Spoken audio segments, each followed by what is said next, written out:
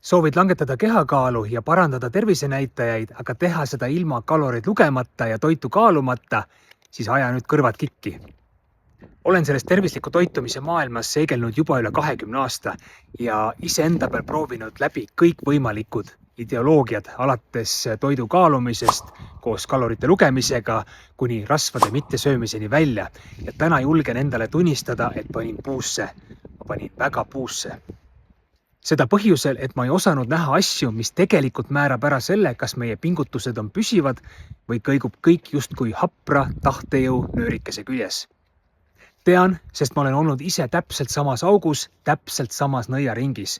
Kui ma lugesin kaloreid, siis kehakaal küll langes. Okei, jah, ma tundsin ennast halvasti, mul olid isud, mul oli nälg. Ent see hetk, kui ma nende lugemisest loobusin, kolistasin oma kehakaaluga alguspunkti tagasi.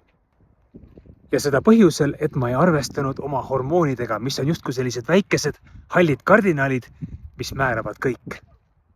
Aga tänaseks olen ma kaotanud üle 2 ämbritäie ebavajalikku ja püsinud selles kaalus juba aastaid.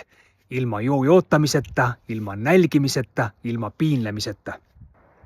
Kutsun sind liituma 4 nädala väljakutsega saada kalorite lugemine ja toidu kaalumine kukele, kus ma jagan sulle ära kõik häkid, trikid ja tööriistad, mis on töötanud minu peal ja ma garanteerin, et need töötavad ka sinu peal. Tagasisidet sellele väljakutsele on olnud imelised, loe neid.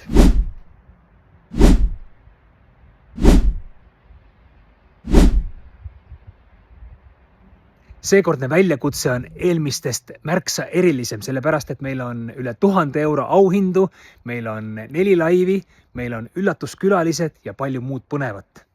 Nii et kliki linki, tule loe lähemalt ning saa sellest kõigest ka ise osa.